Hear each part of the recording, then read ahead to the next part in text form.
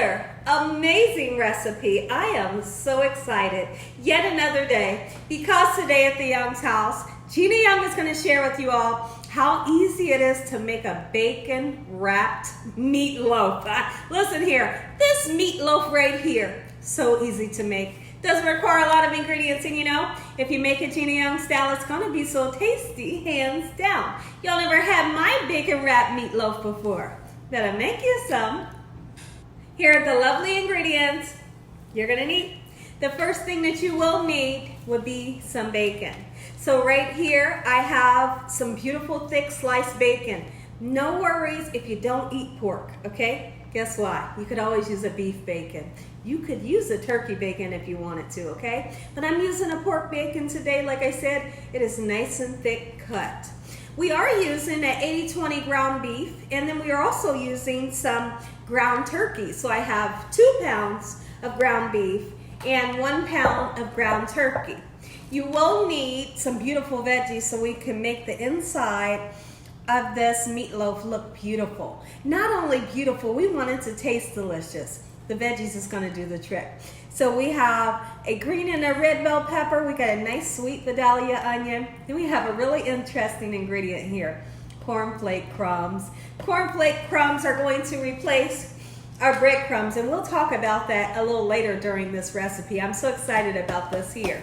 And then you're going to need some ketchup. We have some Worcestershire sauce. If you wanted to use mustard in yours, you can. A lot of times you will see me use mustard in mine, but I figured I wanted to switch it up a little bit and put some Worcestershire sauce in replace some of my mustard. You're going to need a really interesting ingredient. We have some milk here. We have 2 large eggs, and we also have some honey. Now you're going to need a couple of spices so we can make this thing taste good. Here's what you're going to need this way. Garlic powder, parsley flakes, onion powder, Italian seasoning, black pepper, and in replace of our salt, we're going to go ahead and use some chicken powder. If you don't have chicken powder, just get you some salt. Make sure your hands are impeccably clean. Let's get started with this really quick and simple, yet so tasty recipe. I couldn't be more excited to share with you all how easy it is to make this delicious bacon wrapped meatloaf. First thing that I want to do, let's start seasoning our meat up. Okay, so we're going to go in with some ketchup, and don't worry about the measurements because in the description below, I'm going to have it all set out for you. I'm going to tell you how much you're going to need of everything, okay? Now, when it comes to the spices, I'm not going to write that down because I want for you all to get used to putting spices in. Like, you need seasoning in order for your food to be flavorful, and in order for that to happen, put you some nice seasonings in there, okay? Ketchup, Worcestershire sauce. I hope y'all are having an amazing day today. Let me know in the comment section below, have you ever heard of a bacon wrapped meatloaf? Here's what I do have to say. I have made a bacon wrapped meatloaf before, and guess what? It's delicious. But I didn't do it the way, I'm cracking 2 eggs. I didn't do it the way that I'm gonna do it today. Normally, I would just wrap some bacon around my loaf, okay, and bake that baby in the oven, and it comes out nice and succulent. But it's not as pretty as what we're going to do today. So this is new to me. I am going to weave the bacon, and then the bacon will be weaved, and it'll just be presented very beautifully, okay? So we're going to learn how to weave the bacon together today, okay? So we're going to go with 2 nice large eggs, okay? And then I'm going to put these cornflake crumbs in. I always tell you guys a story about a long time ago. I used to work at a nursing home, and they made meatloaf. I worked in the kitchen. They made a meatloaf, and they put these cornflake crumbs in, and I thought, this is the best meatloaf I've ever had in my life, right? And so I wanted to know, what did they put in it? Well, what it was the cornflake crumbs, because you know, in a nursing home, they really can't use a lot of seasoning. You know, they barely use seasoning. So it wasn't the seasoning, it was the cornflake crumbs. I went nuts. I couldn't stop eating it. So I started putting cornflake crumbs in my meatloaf, and everybody goes crazy over this meatloaf. So now, you can put your breadcrumbs or your crackers or your oats, whatever you're going to use. In this case, the cornflake crumbs. You can put them in a bowl with a little bit of milk to get them nice and soggy if you wanted to. And then you can mix it in, or you can just do it this way. Sometimes I'll do it, you know, the other way where I mix it in a bowl. Sometimes I just do it like this, you know. Okay, so let's get some garlic powder in. And I only got a little bit, so I'm going to use all of it. Okay, I need to buy some garlic powder. I've been saying that for the last couple videos, and I haven't bought any garlic powder. And we're going to go with the parsley flakes. It's not going to give us much flavor, but it's going to bring us some beauty. Okay, onion powder, beautiful, great smell. And then Italian seasoning. Italian seasoning is really going to wake this meatloaf up. You hear me? Now, alongside of our meatloaf, we're going to have some sweet peas. And we're also going to have some fresh mashed potatoes. That sounds good, right? It's Saturday here at the Young's house. And we are so excited to have this dish today. In replace of my salt, I'm using chicken powder. All right. Then I want to wash my hands up really good. Wash my arms up. I'm going in with my hands and I'm mixing this baby up. I'll be right back. I can't mix it up without putting my veggies in. Now, sometimes you see me take the veggies and saute them up before they go into my meatloaf. We're not going to do that today. Okay. We're not going to do it today. But if you were to saute up your bell peppers and your onions, hold on guys, I'll be right back. Sorry about that, everybody.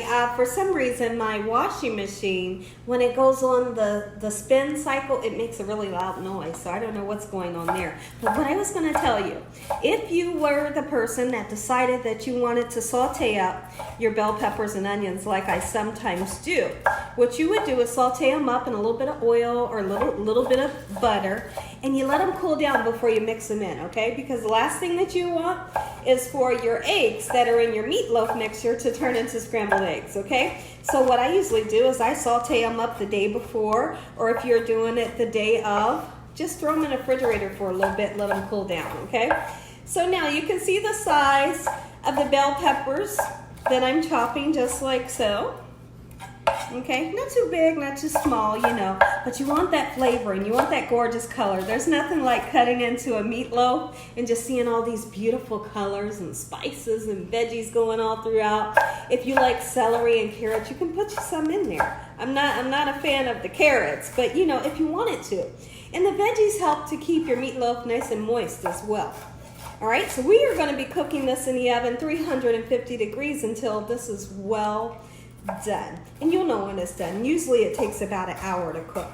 Let me finish chopping this up and I'll be right back. Let's get our veggies in. All right, and then I need to cut my sweet onion. I'm going to cut my onion off camera. I'll be right back. Come on in, let's mix. Impeccably, make sure your hands they gotta be impeccably clean. Absolutely they do. Okay, so we're just mixing everything in just like so in this manner. And the key to successful meatloaf, and a meatloaf that's gonna be juicy and nice and tender, is don't handle the meat too much. My grandmom told me a long time ago, if you handle the meat too much, it's gonna be kind of dried out. So I make sure that I get to the point really quick and simple. You know, mix it up and then let it go, okay? All right, just like so. And everything's mixed in. That egg is mixed in, the milk, the, what am I thinking of? The cornflake crumbs are mixed in, and we're just gonna set this aside. I'm gonna wash my hands. When I come back, we're gonna get started weaving some bacon together. Let's learn together. So I know that we wanna put the pieces of bacon nice and close together. And I plan on putting between, I don't know, maybe 7 pieces across this way. Okay, so let's get started with that. Put your pieces of bacon nice and close, you know, so you're kind of overlapping them a little bit. And think about the size of your meatloaf. If you're making a tiny meatloaf, you're only going to need about 3 or 4 pieces of bacon. Seriously, okay? Because you might be that person that's making a smaller meatloaf. I'm making a big meatloaf because we are feeding 3 people here, and we like to have our meatloaf left over for the next day, you know. Okay, so 1, 2, 3, 4, 5. All right, here is 6. Get on there. Sometimes you gotta talk to it. All right, let's continue this and I'll be right back. So what I figured we could do, this is just what I figured. I figured we can start going over top of this piece, right? Lift the second piece up so we can go under it. Go over top of this piece, lift this piece up, okay? And then go on top of this piece, lift this piece so we can go under it, just like so. And then we would go under this one. And then we let these down and you'll have somewhat of a weave, I'm assuming. So what I'm gonna do is I'm gonna continue to do that all the way down until I get a weave. When I come back, I'll show you what to do next. So I figured this is kind of fun because it's kind of like trial and error, but I'm willing to do it, you know? And everything that I set my mind to do, I just put God in it and try to do it, you know? And if I don't succeed, I try it again.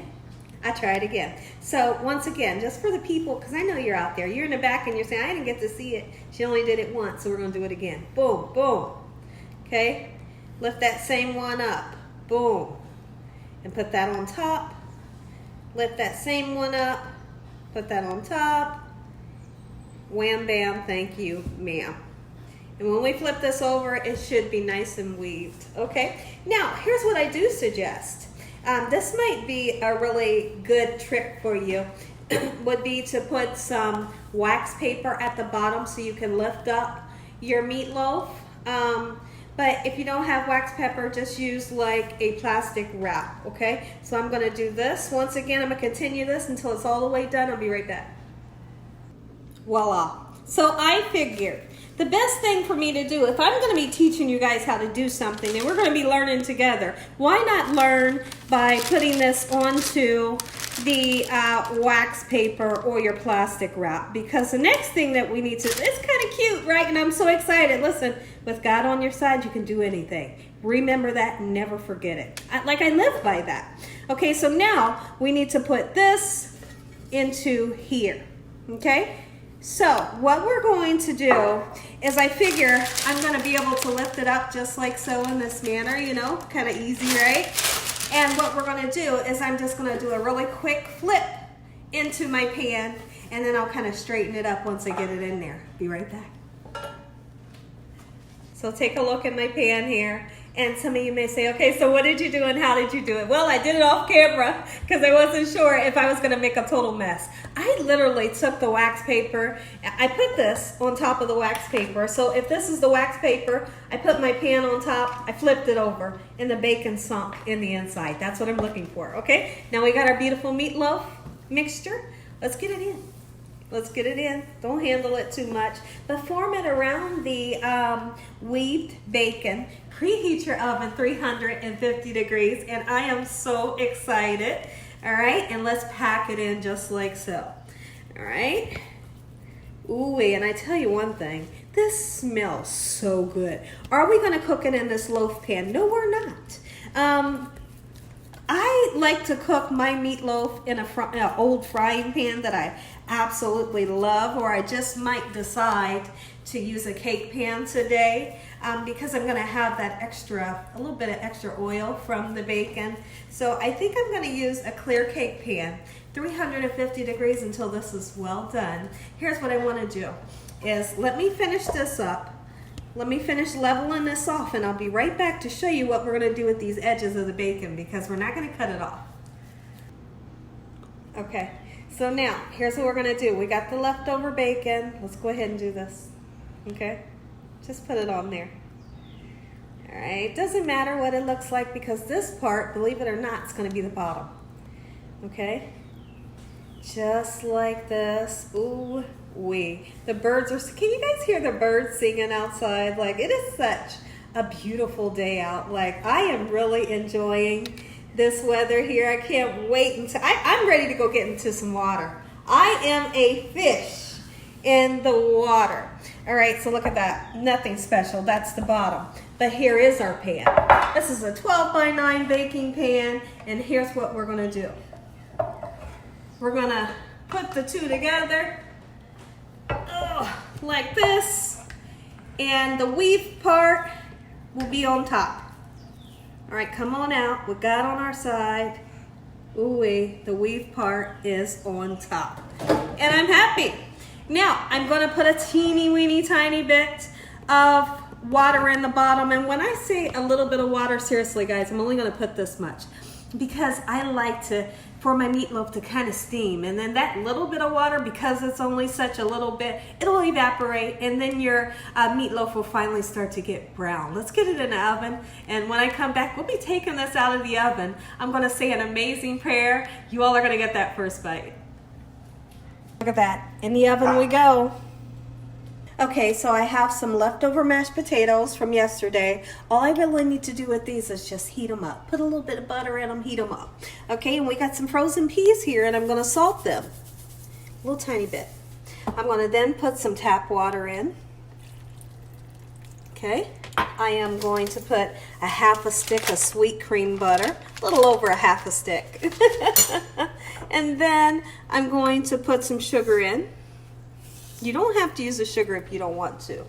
And some black pepper. We're just gonna let these simmer until they're done. Side dishes are done and out the way. Let's put together our sauce. Ketchup. Get you some ketchup in there. I like to put a sauce on. My husband likes gravy. So sometimes you'll see me make the sauce and then pour gravy on top. That way we both can get what we want, you know? But I'm just doing sauce today.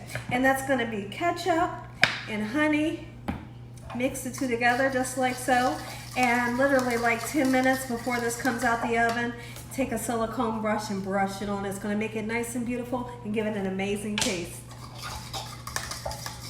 Take a look at it, everybody. Gina Young style bacon wrapped meatloaf. Make you some. Look at, I mean, it's beautiful, right? But here's what we have to do. We gotta slather it. Got to slather it. Just a nice thin layer back into the oven for a good 5 to 10 minutes. And that's it. Listen here, if y'all enjoyed this video, give me a thumbs up. If you haven't subscribed, make sure you subscribe. Tell your family and friends and everyone you know. Tell the whole world about Gina Young, what I'm doing in this kitchen on a daily basis. When I come back, this will be out the oven. I'm gonna say an amazing prayer. You all are gonna get that first bite. When I come back, look at this. Ooh wee. Take a look at it, everybody. Gina Young style bacon wrapped meatloaf. Make you some. Heavenly Father, we want to thank you once again for this beautiful meal today. In Jesus Christ's name we pray. Amen. Amen. Once again to my beautiful prayer. Now, I'm not going to cut into it because you got to let the meat rest. Let it rest so the juices can redistribute into the meat and it can stay juicy. So I'm going to let this baby rest for about 35 to 40 minutes. Okay, it'll still be room temperature and it's going to remain juicy. God bless you all. Thank you all for watching. Good night.